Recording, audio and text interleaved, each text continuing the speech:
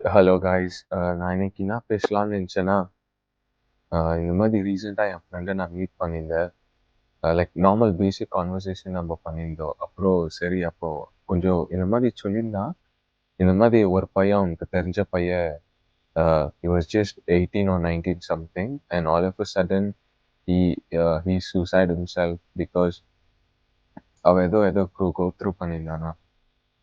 என்ன ஆயிடுச்சுன்னா அந்த பையன் வந்து அவனுக்கு கேர்ள் ஃப்ரெண்ட் இருந்துச்சு. அப்புறமா ஒரு ஃப்ரெண்டு இவன் வண்டி வந்து அவங்க அவங்க ஃப்ரெண்டு கையில கொடுத்துட்டு அவங்க கேர்ள் ஃப்ரெண்டை ட்ராப் பண்ணுன்னு சொல்லிட்டு அனுப்பி வச்சுக்கிறான்.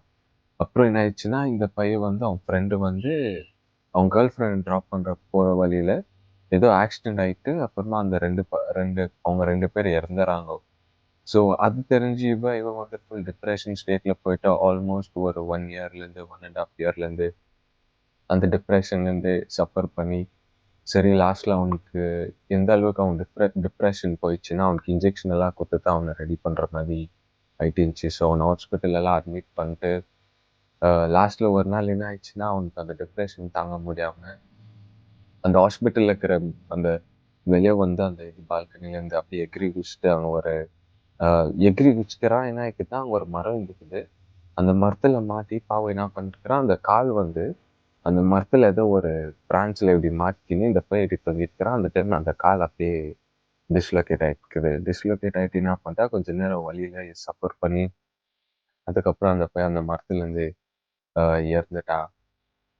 நான் என்ன சொல்ல வரேன்னா அந்த விஷயம் கேட்டோன்னே எனக்கு ரொம்ப பெஜாராயிடுச்சு. ஏன் இவ்வளோ சீக்கிரம் எல்லாரும் சில விஷயம் ஒர்க் அவுட் ஆகலைன்னா டக்குன்னு எத்தனா ஒரு சூசைட் பண்ணிடுறாங்களோ, இல்லைன்னா ஆயிடுச்சு முடியாது அப்புறம் நம்மளால எதுவும் பண்ண முடியாது, இல்லைன்னா நான் ஒரு அடிக்ஷனுக்குள்ள போயிடறாங்களோ. டு பி ஆனஸ்ட் நானும் இந்த மாதிரி ஸ்டேட் இருக்கிறேன் காய்ஸ். எனக்கும் சில விஷயம் லவ் கூட சரியாக போயிருந்தது. அதுக்கப்புறம் எஜுகேஷன் கூட சரியாக போயிருந்தது. ஒரு பாயிண்ட் ஆஃப் டைம் எனக்கும் சூசைட் பண்ணிக்கலாமான்னு தோணுச்சு. ஆனால் அது என்ன தெரில, என்னால் அந்த சில விஷயம் பண்ண முடியாமல் இருந்துச்சு. ஸோ அதுலேருந்து நானும் வெளியே வந்தேன். நானும் அடிக்ஷனில் மாட்டிக்கிங்க, நானும் நிறைய விஷயம் பண்ணேன். இப்போ அது அந்த எந்த விஷயமும் இல்லாமல் இப்போ நானும் நல்லா இருக்கிறேன்னு தான் சொல்லணும் காய்ஸ். எனக்கு எந்த ஒரு பழக்கம் இல்லை. அந்த பழக்கத்தெல்லாம் விட்டு வந்து இப்போ நானும் டாக்டர் கொஞ்சம் க்ளோஸாக இருக்கிறேன். அதுக்கப்புறம் நானும் ஒர்க் பண்ணிக்கிறேன். ஸோ அந்த டைம் அந்த சுச்சுவேஷன் வந்து தான் கஷ்டமாக இருக்கும்.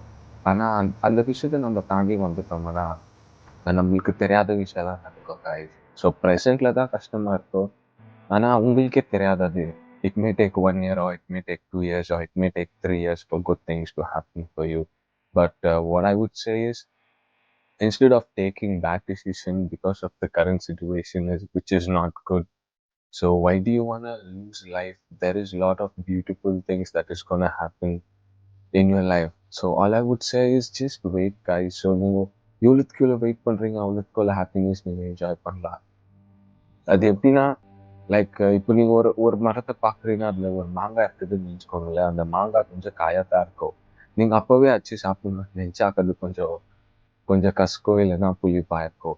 இது கொஞ்ச நாள் விட்டு போனீங்கன்னா அந்த மாங்காய் பழமாயிட்டு இருக்கும். அந்த டைம் நீங்க பறிச்சு சாப்பிட்டா அது நல்லா இருக்கும். ஸோ நீங்க எவ்வளோத்துக்குள்ள வெயிட் பண்றீங்க அவ்வளோத்துக்குள்ள எல்லாமே நல்லா போகும் guys. ஸோ இப்போ இருக்கிற கரண்ட் சுச்சுவேஷனை வச்சு பண்ண டிசிஷன் நல்லா இருக்காதீங்க. ஸோ அதை தான் நான் சொல்ல வந்தேன். தேங்க்யூ.